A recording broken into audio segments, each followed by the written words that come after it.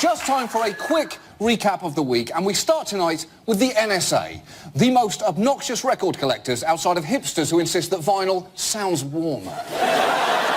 Last month, you might remember, we spoke to Edward Snowden about the Section 215 of the Patriot Act, which authorises the phone records programme. It's up for renewal at the end of May, and this week, there was some surprising news. The big debate over government surveillance continuing to roil. The House passing a measure today that would effectively stop the NSA's mass collection of phone records. Holy shit! A meaningful bill passing with broad bipartisan support. It's like discovering yourself sexually for the first time. I don't know what this sensation is, but I think I like it, and I want it to happen again. Yes, but the House overwhelmingly passed the USA Freedom Act. It is by no means perfect, but it does put some new limits in place to protect Americans' privacy. It now heads to the Senate, where it is opposed by Mitch McConnell. But he might be facing an uphill battle because members of both parties support reforming 215, as do the President, the Director of National Intelligence, and a federal appeals court which recently ruled the programme had never been authorised by the law, which is alarming. It's like finding out the guy who just gave you a prostate exam wasn't a doctor. Hey, what's going on here? That is Jim, the janitor with a latex fetish. Get out of here, Jim. Get out of here. That's strike two, Jim.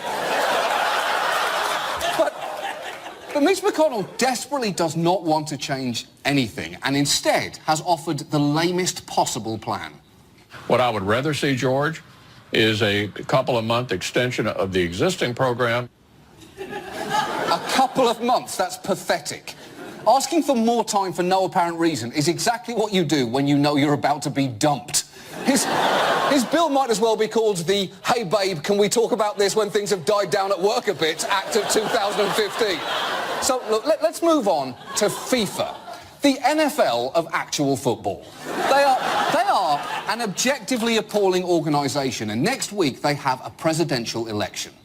The most powerful man in world football, Sepp Blatter, has said he will stand for a fifth term as president of FIFA. Now, if you don't know who Sepp Blatter is, think of Roger Goodell. And now, think of Roger Goodell's arsehole. That is Sepp Blatter. Because this is a man who in the past has suggested increasing the popularity of women's soccer by having them wear tighter shorts, overseen an organisation that's been plagued by numerous scandals, and also did this.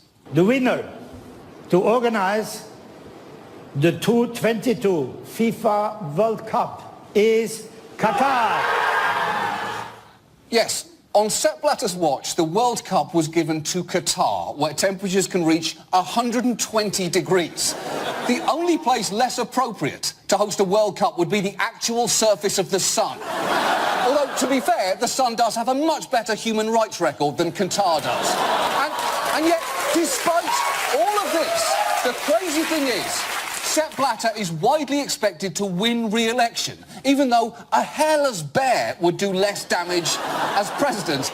A hairless bear who, incidentally, looks a great deal like Sepp Blatter. That's uncanny resemblance. In fact, Blatter is so confident of victory, he has refused to debate or campaign for re-election. And this is how he responded when asked. My manifesto is the work I have done in the last years in FIFA. I am now 40 years in FIFA, and I am 17 years the president of FIFA. This is my manifesto. Listen, Sepp Blatter saying "I stand by my work" is like a puppy standing by the work it did after being left alone in the house for the first time. Hey, you've seen what I can do, I stand by it. This is my manifesto.